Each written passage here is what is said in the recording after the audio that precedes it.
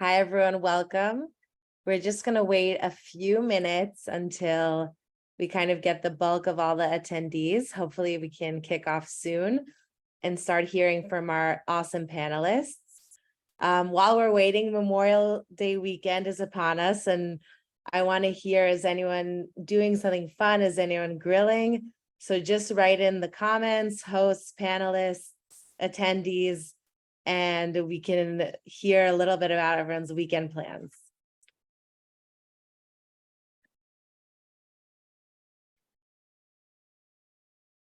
Tracy, anything coming up this weekend? Yes, actually, I'll be spending time with my grandson. It's been a couple of weekends since I've seen him, but I'm super excited to see him and just have that extra Monday time. That's awesome.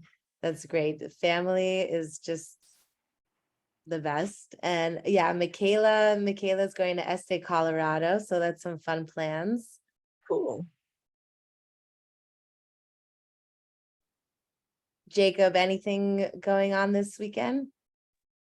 No real big plans. Hopefully teaching my 7-year-old son how to swim before the summer officially gets here. Yeah.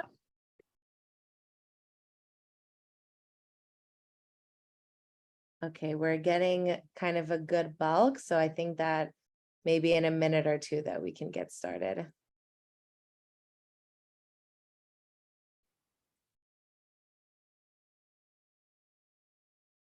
Sarah, anything coming up this weekend?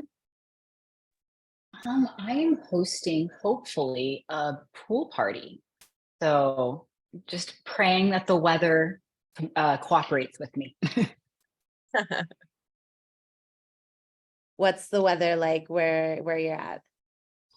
I'm in Austin, Texas, and right now it is wonderful and sunny, but the chance of rain for Monday keeps varying. So it goes from like 10% to 60%. So I'm not really sure where it's going to land.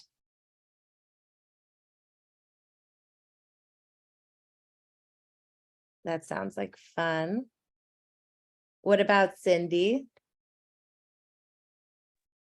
Probably with kids and grandkids. That's awesome.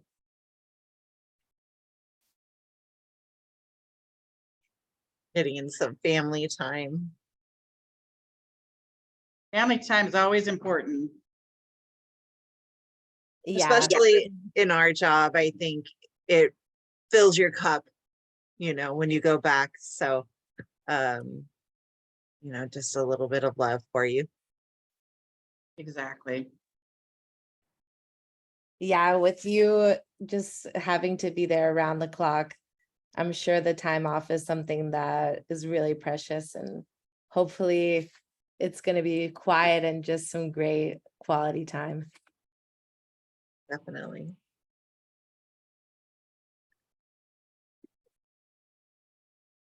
So I think that mostly everyone that's coming is here. So I'm going to turn it over to Sensi's very own Jacob to introduce the webinar and to get started. Thank you, Anna. I'm Jacob. Most of you probably have seen me here or there from Sensi. Today's webinar is obviously beyond the notification. So really trying to figure out how to leverage data for high impact. So I'm gonna introduce the panelists. We'll go through this presentation and we'll talk through a few different things. Before we get into all the details though, let me introduce our wonderful panelists here. So first we have Tracy. She comes to us from Visiting Angels. She's the Director of Communications and a Client Care Manager from Visiting Angels in Midtown Sacramento. She has a background also in nonprofit and has been with Visiting Angels for the last 5 years. Along with Tracy, we have Cindy from Senior Helpers of Spokane, who's the Client Services Manager there. Cindy comes to us with about 30 years of experience in healthcare, from hospital settings to caring for her own family members. And then you have Sarah and myself. Sarah is an occupational therapist and a clinical advisor here at Sensi. And my name is Jacob, as you know, and I'm a physical therapist by background and also a clinical advisor here at Sensi.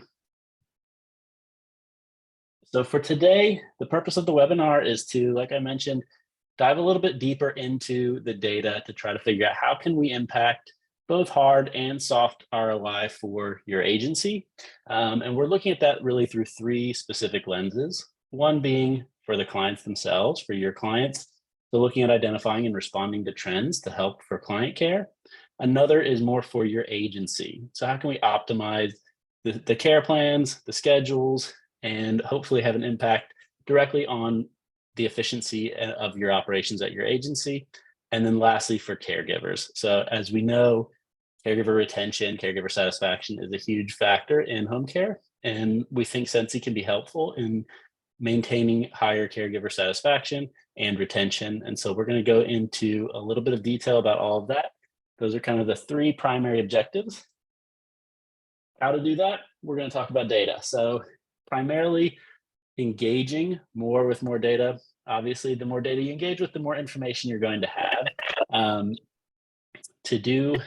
To take the information that we have and really seek out value beyond just those high level alerts. So we know it's maybe obvious to think about looking at the data and pulling information directly from what you see, but we really want to go a little bit deeper to go beyond the notifications, beyond that face value data, and draw out information.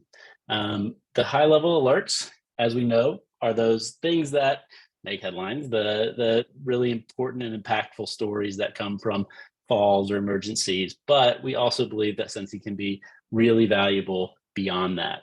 To gather that information that's more valuable beyond that, hopefully to prevent those types of events from occurring, we need consistency with that engagement. So we're going to talk a little bit about kind of connecting those dots through consistent engagement with the data and really trying to draw out more valuable preventative tips and draw a more full and holistic picture of what's going on in a client's environment.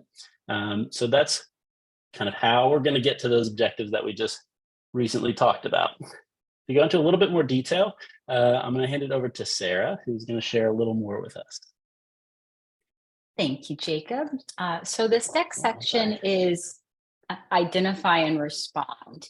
And this is where we're going to talk about using the data to impact client care. Jacob was just talking about those high-level alerts. I think we have a pretty good understanding of how Sensi can help with some of those obvious situations, like a fall, maybe a possible UTI. But we really want to take a look at how that careful analysis can lead to actions that maybe aren't so obvious. Oftentimes, I think a deeper dive into the data can give new context to a situation. It can at times lead to actions that have that high impact on your client and their care outcomes. So in order to do that, I think Sensi is unique in that it really can capture the client's perspective. In talking about the client perspective, it's looking at how is that individual's lived experience, or essentially what are they encountering on any given day. I think it's that viewpoint that's often lacking in traditional care models.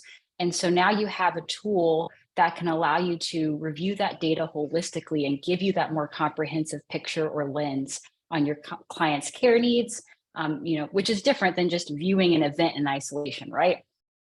So we often, as clinical advisors, when we're talking to your teams about logging into the dashboard to review the data, I think it can get easy to get stuck in just viewing that notification and taking it at face value, or looking at the information just within the scope of that given day.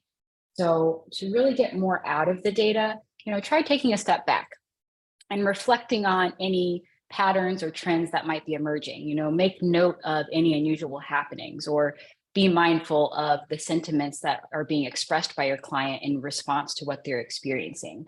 It's really that approach that I think can lead to those more targeted actions and yield the most benefit for your client, because now you're basically streamlining your care service delivery. You're taking that step back to allow yourself to, in the end game, be more focused and intentional on what you're doing.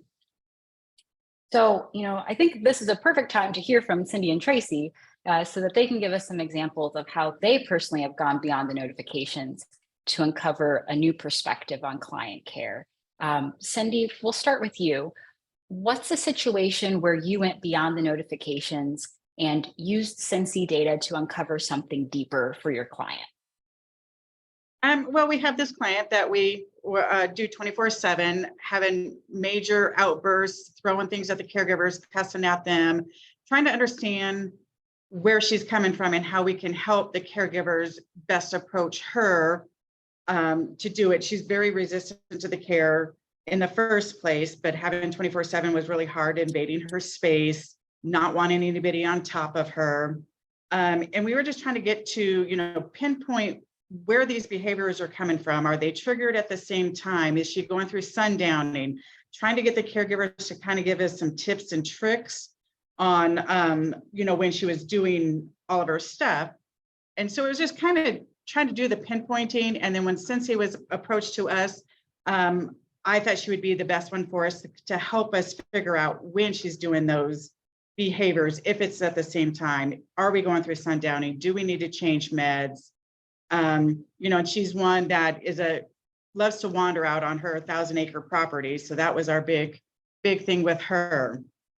And then we did, you know, find that a lot of it was for the care resistance was the caregivers were not talking directly to her. They were having like water running in the background. So she kept always saying, I can't hear you, can't hear you. And that would make her very, very frustrated because she can't hear what they're trying to help her do. And then we found out that we needed to do smaller steps with her, you know, step-by-step cueing all the way. Do positive reinforcements with her because she really loved that positive. Oh, you're doing so great. You know, we can do this. You look beautiful today. And, you know, bringing caregivers in for whatever training and coaching we needed to do for them seemed to help a little bit with having that in. And those were some of the major care resistance things that we had found out with Jane. And then I was able to get all the data off of the dashboard, make a care report for the family, sat down and met with the family and with the doctor that's worked with Jane for years. And so now we figured that her cognitive issues are changing. So we're trying to get a med on board, a sleep med, and do a neuro study with her. Gotcha. I really love this case because I think dementia clients in general are predictably unpredictable and can pose a lot of challenges for care teams. And so, you know, before Sensi, as you were trying to identify what are the patterns, what are the trends, you know, when you're talking to your caregivers, it can be hard to get that big picture comprehensive view. And so now when you have the dashboard and the data, you can look through and kind of connect the dots, so to speak, which it sounds like you did.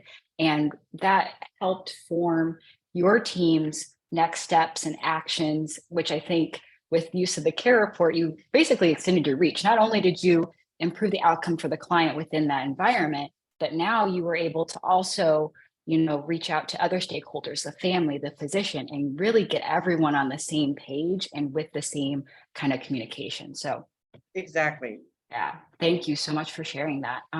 Tracy, how about you? We'd love for you to provide an example of how you went beyond the notifications to really impact one of your clients' care outcomes.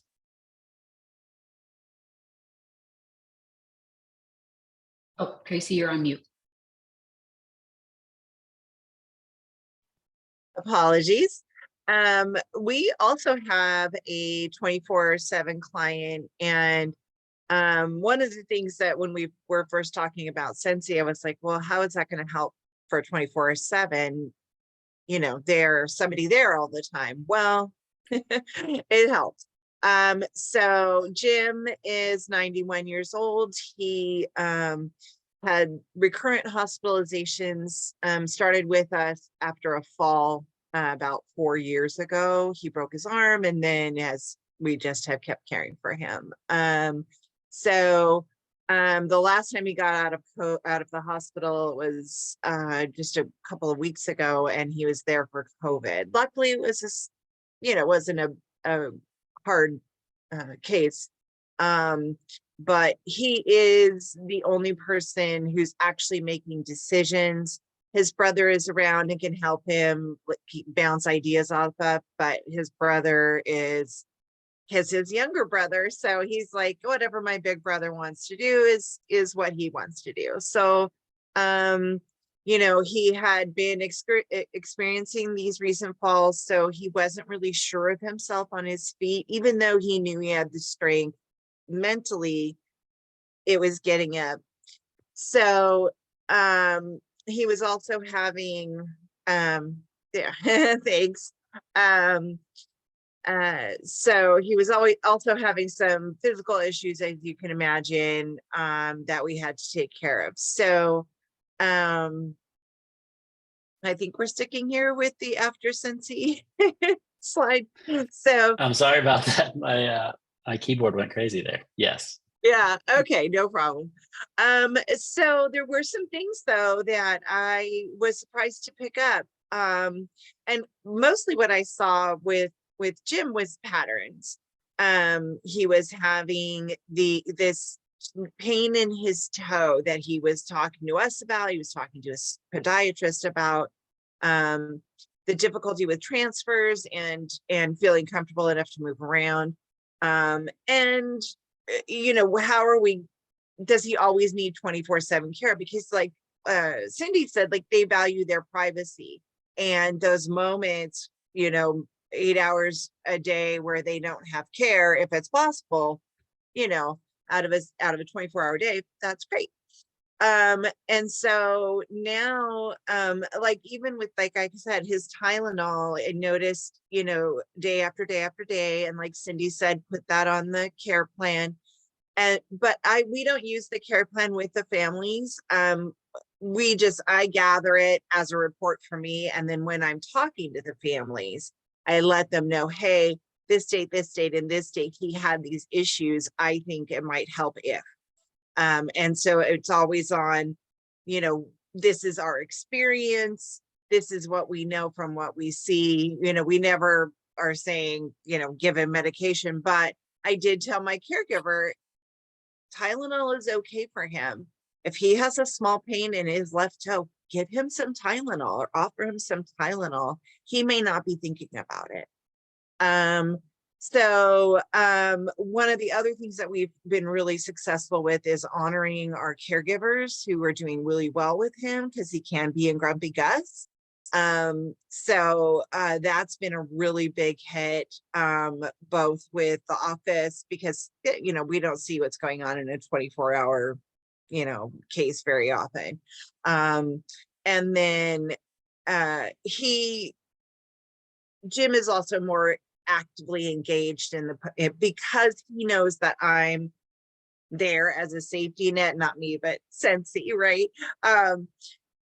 He will talk more, and he will say things that I can pick up. So and we go back and forth on 24/7 to 16 hours, but it's whatever he feels comfortable with. And if I can see, you know, oh, you're struggling here, let's get some nighttime. And he knows that it's not permanent. He knows I'm saying that because there's been an issue. We should watch it for a couple of weeks and then we'll go back, you know. So it is that we're not trying to make money off of him. And I had this conversation with him, but we could have any number of client cases if we had the caregivers and open time. It's not just you, but we care about you. And so this is the data that I have to tell you we can care for you better. I love that. And you said so many great things in this case as well. The first being, you know, this is a 24, you know, oftentimes he can be a 24/7 client. He's been on service for 4 years. I think if taking that case at face value, it'd be like, what do we not already know about this client and his care? But Right. now, again, that you have that tool to give you that big picture view on how is lower limb pain perhaps related to transfer difficulty? How are these outstanding care plan needs perhaps related to this client's feeling of, you know, what are my financial costs right now? What are the other needs that I have within my life that might be indirectly impacting my performance at home or my interaction with the caregivers and team? So I also really appreciate how you talked about using that care report as a tool for communication, you know, to help when you go into that, you know, do a supervisory visit or meet with him to discuss the care plan and his needs, instead of it just being, you know, how are you, Jim? And him saying, oh, I'm fine. Now you have more targeted and pinpointed discussion points.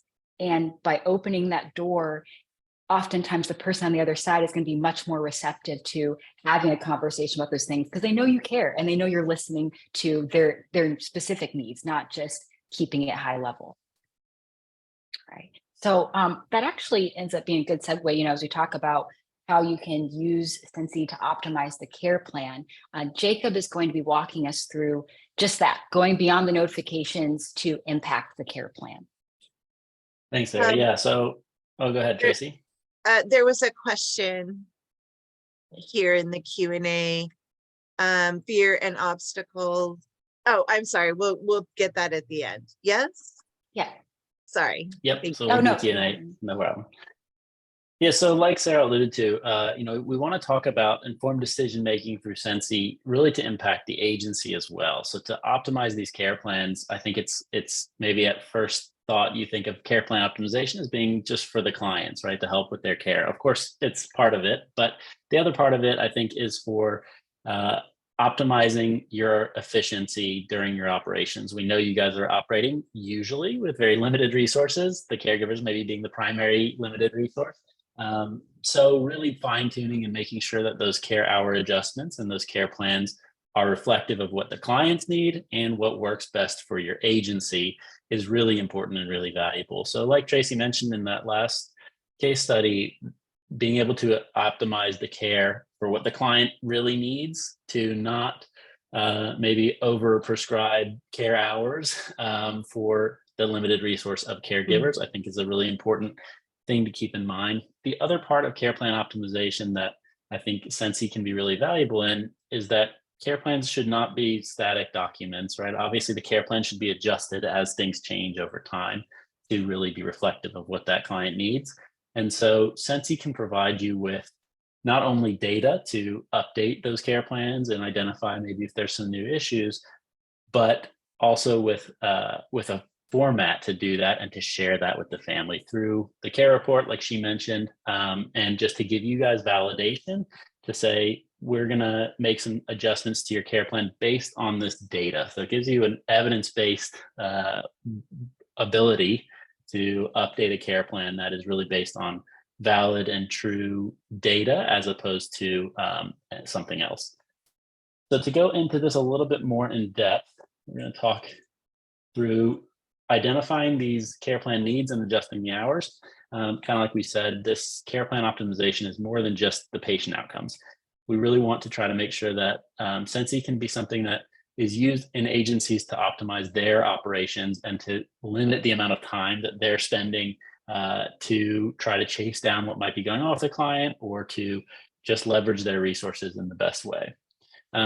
We also want to make sure that when we're thinking about care managers, Sensi can be really valuable, I think, in giving care managers not only the basic pieces of data that they can leverage to come up with decisions about care, but because it provides you with a platform to view that data over time, you can really start to tie together some of those different chunks of data to say, okay, here's maybe a new strategy that we can use with this client. Here's maybe the best use of the specific caregivers.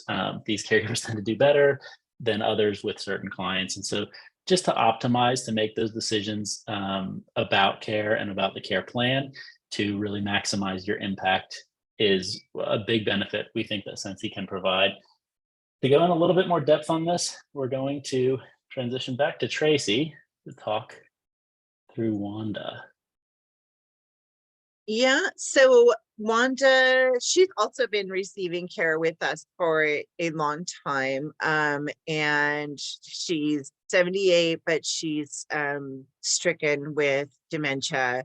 And is in the, extreme, she's not in the end stages, but very extreme right now. There's this baby doll that she just loves. Anyway, so, oh, I'm sorry. I am mixing up my clients. This woman is definitely on the decline. So she has dementia, but then she was also developing a tumor. And we were noticing things like her not remembering the word, the word loss and the things like that start to show up. And so, even before we were there, she was like this and that, and, not really processing. Her family was involved in the decision making, but far away. So not like Johnny on the spot. But her care team has been there since the get. Like, we've got people there that have been there since she started with us, and so they're very dedicated to her. So the things that we started noticing once we got Sensi in, because again, this is another 24/7 client. She was very resistant to caregiving, and I think a lot of that was confusion. She, was not picking up words and not understanding what we were saying. So just in my background with brain cancer, I was like, maybe there's a tumor, maybe there's something we're not seeing that's going on. And we knew that we already had that client match. So we were definitely getting the feedback that they were doing a good job. So one of the things that you could hear is that they would get frustrated and sometimes, lose their cool. And, they're still calling her Miss Wanda, and they're still being respectful, but they're just, the frustration's real. It's very difficult to take care of an end-stage dementia patient. Or any kind of dementia patient, because you need that skill and love and practice. What we found was that we needed to change the way that we had the ADLs. The caregivers were happy with the care they were giving to Wanda, but they weren't happy with each other. So there was some, oh, she's not doing this, but I'm doing everything kind of thing, back and forth. So for me, how do I take this information that, or what does this information tell me? So we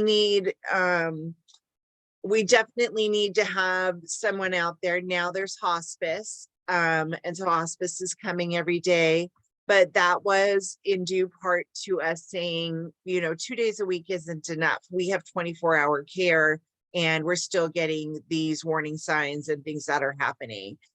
So hospice put into place 7-day a week care. Right now we are almost able to address the decline in health on a weekly basis. I'm looking at that report. I'm tracking what's the word? Patterns, right, that I see, and adding them to the report list. And so one of the things that we did do was we brought back an old method of communication, which was a binder. And so that way we had lost our communications platform, so we're still looking for one, but we needed them to know from shift to shift, things had changed, what the hospice nurse said. So we put back their blue binder, gave them some paper to write on, the notes and everything. And even in a week, I've had the caregivers respond so well. I'm really glad you did this. This is really helpful to me. I think we're all communicating better. And we also assigned hospice training. Now, they've all had some level of hospice care, but giving them an actual training module that was specifically for these 4 hospice related things made them feel better about what they were doing, how they were talking to her.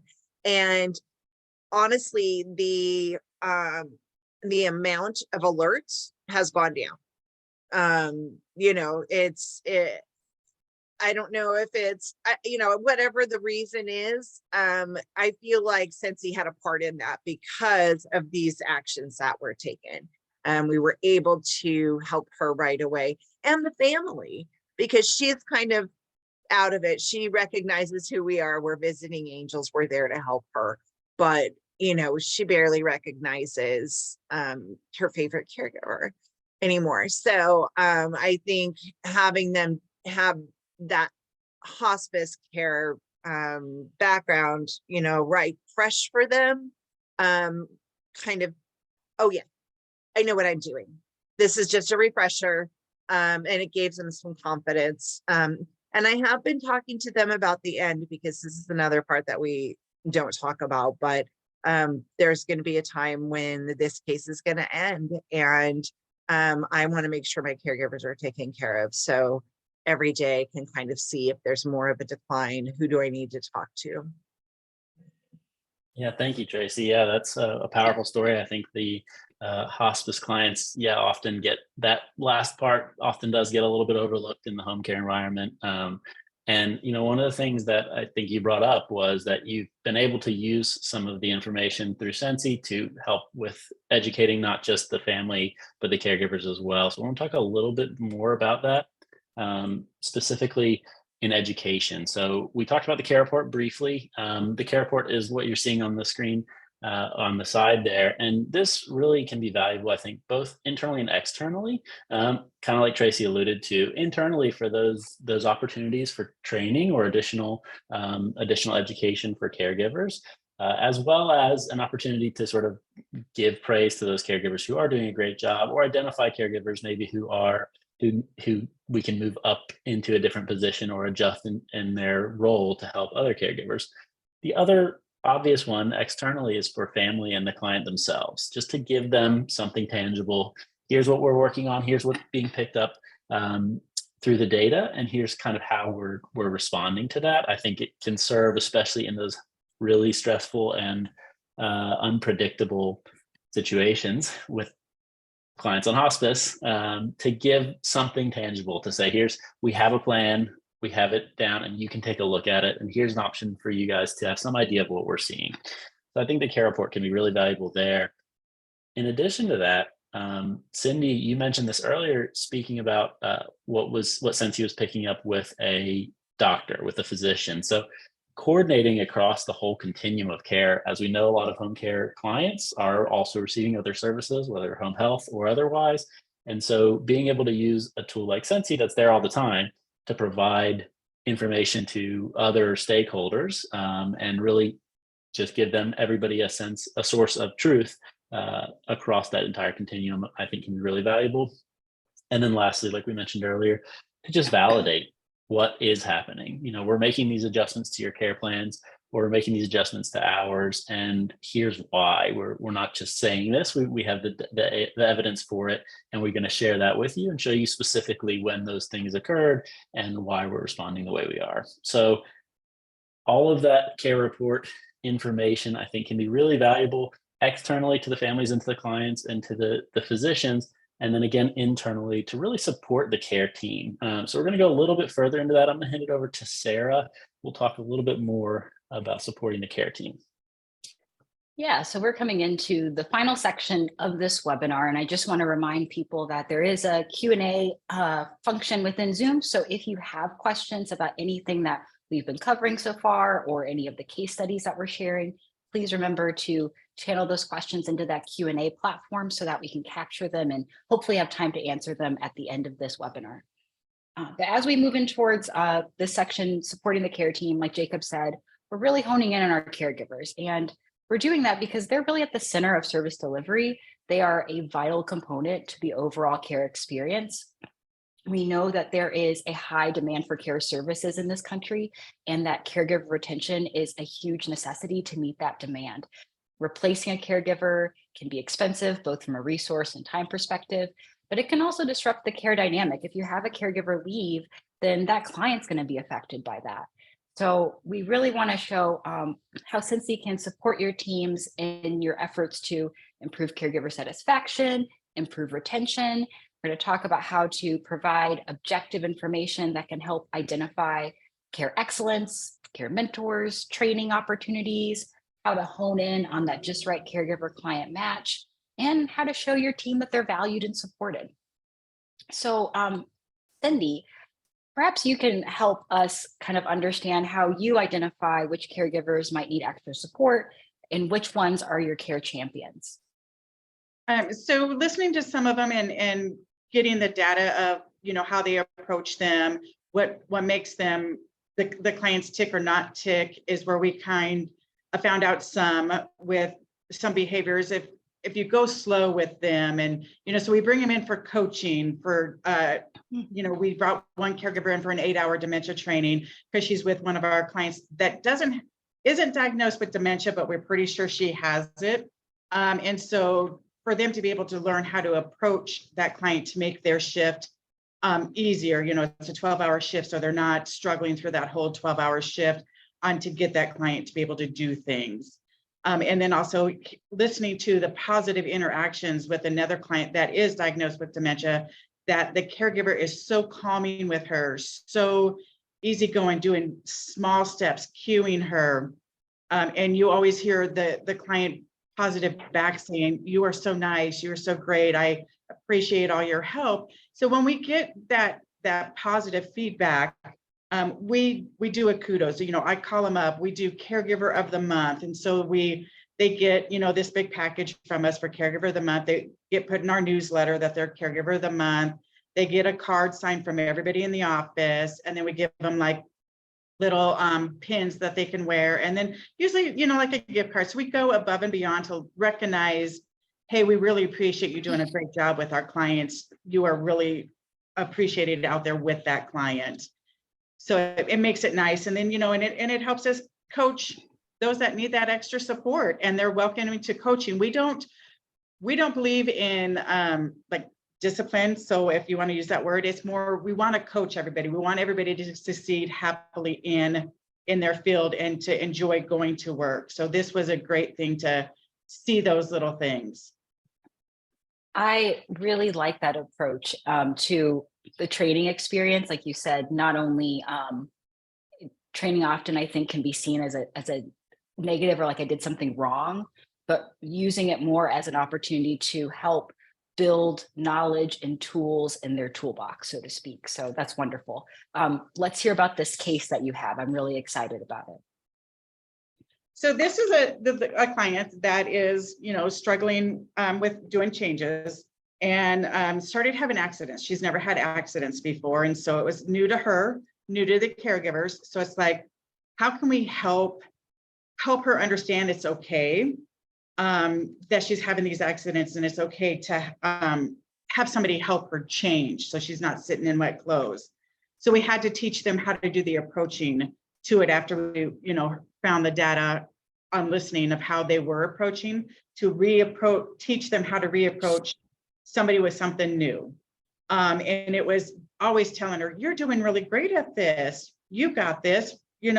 Everybody has accidents. This is nothing big. Let's just go in and get cleaned up." And she became more receptive to getting that help. And then I kind of changed things around where, okay, yeah, we bought the briefs for her. She's really not into huge wearing those briefs, but she'll wear them for us. And so I found actually there's these new incontinent underwear that aren't like the briefs. They're like regular panties that really excite her. But help that protection of not being on the pants and, absorbing from the skin. And then it led us to, okay, well, I think we need to get her on a toileting schedule. She's never had to be on one because she always knew she had a toilet. And so it's new to her to be reminded, hey, Joyce, maybe we need to go use the restroom, and how to approach her to go use that restroom where she still had her dignity. It wasn't like we were taking that away from her. She still could have her personal space in the bathroom and do all of that. And then we were there if she needed us to go in and help assist with changing everything for her, personal space. Yeah, I think, what I hear you saying is that when your team is encountering some of this care resistance, again, in the moment, I feel like a caregiver's response is, responding to the issue as it's playing out. And so now with your ability to use Sensi, you can kind of look again at that big picture and then support your team with giving them those tips of, maybe what if we try this, or more collaborating with them on that process. So then the next care shift, they have a plan of action. They can be more proactive instead of always being in that state of reacting to the situation as it unfolds. Yeah. Exactly. Awesome. Well, I want to, I think you've given us a lot of good insight into identifying those opportunities for training, how to really capture the caregiver's experience and insight with that. I want to just expand a little more about how to use the data within Sensi to really help show your care team that they're valued. I think giving them those professional growth opportunities with training is definitely one way that you can show that value. I think also being able to use the data like Cindy mentioned with identifying who's going above and beyond on your team. Oftentimes we rely on those notifications of positive interaction, exceptional care, or insights like great caregiver client match, but you can really pull out anything that speaks to your caregiver's work and just about any notification, depending on the content and context that comes with that.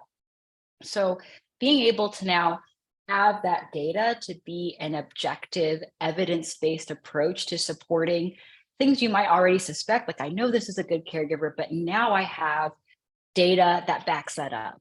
And that's data that I can not only share with the caregiver if you're doing like a performance review, but I can also push that up the chain to HR or include that in some of our internal methods for celebrating our team. Like you said, caregiver of the month, things of that regard. And I know that in the home care industry at large, there's a big shift now to including programs like mentorship and leadership programs within your caregiving team. And I think that that's wonderful because the more you can show your caregivers that you value them, not just verbally, but tangibly, I think the more they're going to see value in the job, the more they're going to see value in you as an agency, because you're not only are you telling them, but you're showing them that value that you see in them. And then that's going to increase job satisfaction too. And the final piece I'll mention is I've also have had feedback from other agencies where this data has helped them with new hires. When someone is new to the team or new to a care environment, if you're getting that data that's reflecting, again, those great interactions or things that they're doing well, now you can celebrate a new member of the team early on.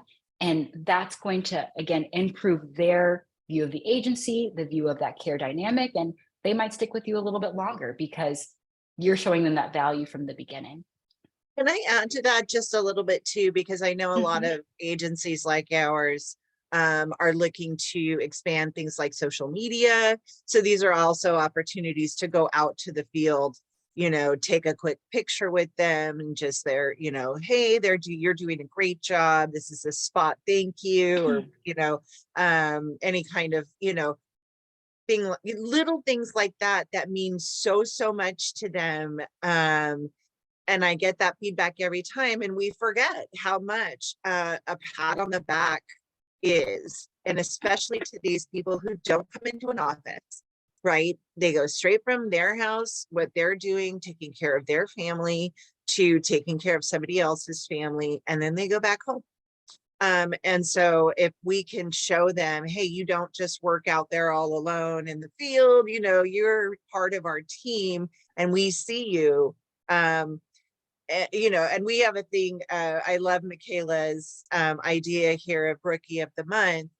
We have it's spin the wheel. So if I see like any kind of great interaction, because this is one of the things that I love about Sensi, is it calls it as it is. It's like positive caregiver interaction, and I'm like, all right, spin of the wheel for that caregiver. It makes it really easy for me. And one of the things too, is at first everyone was like, you're going to be listening to me. And I was like, well, it's only doing bad care related stuff and picking up happiness and satisfaction. So yes, I'm going to be listening to you, as we say with Sensi, because actually, right, that's not what we're doing. We're collecting data. And so that's what, my first few words are, we're going to be collecting data from the home. It's going to be there. So just be mindful. It's going to pick up interactions between you and the caregiver, his phone calls, if they're related to care, things like that. So, there's so many ways that we've used it in these small ways, interacting with other platforms that we have, not just social media, but our internal communications platform, where we can do a whole team, like with Wanda. I can do a whole team message about an update that I just found out from Sensi and get it to them in 15 minutes after I discovered it or found, talk to them in a group message about what do they think should be done. What are their 2 cents? They're on, they're there. Tell me what you think. So I think that too makes them understand that we trust them. The reason that we hired them is we trust them as caregivers and we want their opinion. Yes, I'm hearing this, I'm getting this pattern, I'm, gathering this information. But you're going to be the one that says, well, that coughing is because, or his toe hurts because, right? And just giving me, okay, well, can we do this? Can we not? So it's such a team effort, and Sensi really helps us keep that going. I love that. No, do not be sorry. I love that so much because you hit the nail on the head. I think we forget that caregiving is an incredibly isolating job. You are going in and out of that home, and you oftentimes, unless it's a 24/7 client where your shifts come back to back, you really don't get to see the other person that's working with that client too. Or you don't always get, you're living in that home for your shift. Your care manager doesn't always know what's happening and how that interaction played out. So now with Sensi, just like we talked about with the client perspective, you have the caregiver perspective too. And now they have a voice in that conversation, and you can use the data not to attack and say, well, Sensi said this, X, Y, and Z. It's more opening the door for, it's a collaborative process. And the data from Sensi is merely a tool to guide having those conversations be more intentional and meaningful, not just for the client and the care, but for the caregiver too, to know that you have their back. And let me hear, this person might be complaining of toe pain. What did that actually mean? And the caregiver can give you more insight of that. So I want to make sure we have some time for question and answer. So I think that we've got to the heart of the session, going beyond the notifications. And I really want to thank our panelists, not only Jacob, but Cindy and Tracy, most definitely, for showing us how beneficial it can be to take that deeper dive into the data. And we've seen, as we've talked about all these points, how viewing that data holistically can give you more targeted impact on the client, the care plan, and the caregiver in many ways. Being able to see the examples of how you, Cindy and Tracy, have done that within your respective agencies and across the care continuum has been so insightful. And I know it's going to help a lot of others view the data in Sensi with a new lens. So without further ado, I think we're going to open the floor for Q&A, and I'm going to let Hannah jump back in and lead us in that process, perhaps. Thanks so much, Sarah. And again, thanks to Jacob and Sarah, and of course, Tracy and Cindy. I think that for us kind of working behind the scenes, seeing what the actual people on the ground are able to do with Sensi's data just makes our job feel so meaningful, and that we're actually able to have an impact on the day-to-day and really change lives through the amazing care professionals. And that's why we kind of look at it as marrying high tech and high touch. And when you really give this kind of vantage point to people that are so dedicated and have the expertise and tools to take that data and run with it and make a difference, it's really amazing to see the impact that you're having out there. So that's just from a personal standpoint. And again, I encourage anyone, if you have questions, any of our attendees, to either Jacob or Sarah, or of course to Tracy and Cindy, please just write them in the Q&A, and hopefully we'll have time to address the questions. But just a kind of a thing that came up while you were discussing the way that you are using these patterns to bring in caregivers to improve kind of the training and coaching. I wanted to ask actually, Cindy, in terms of the way that you are using Sensi's data to improve outcomes and being really proactive, I wanted to know if beyond having the impact kind of on the caregivers, if you're seeing an impact on operational efficiency for yourself and for the care managers?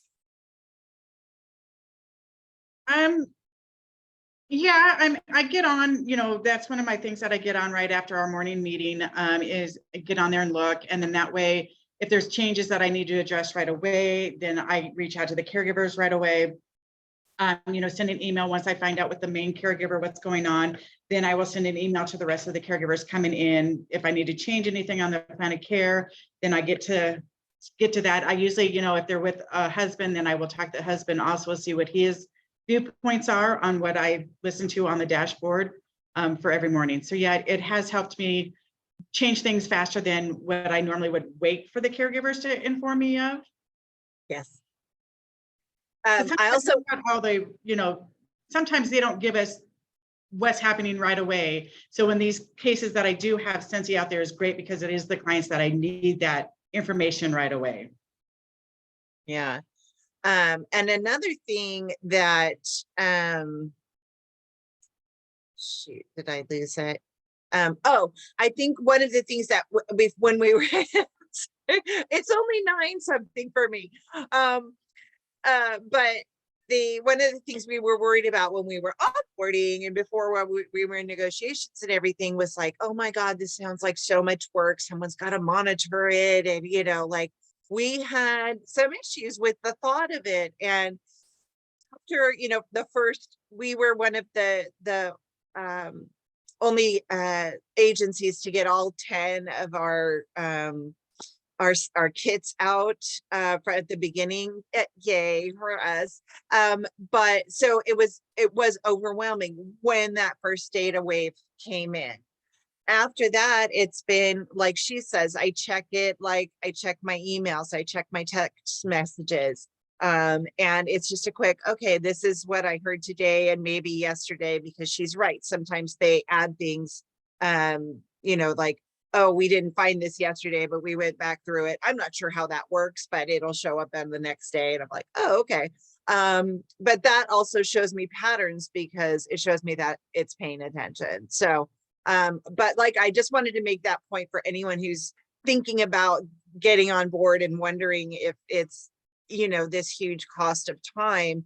It's not. And talking about operational efficiency, it makes it so much easier, like Cindy said, to make those adjustments on the spot and not have to wait until the caregivers are, burnt out or the client is unhappy and isn't mentioning it. So, yeah, it's just that Johnny on this, like I said, Johnny on the spot. What is the answer?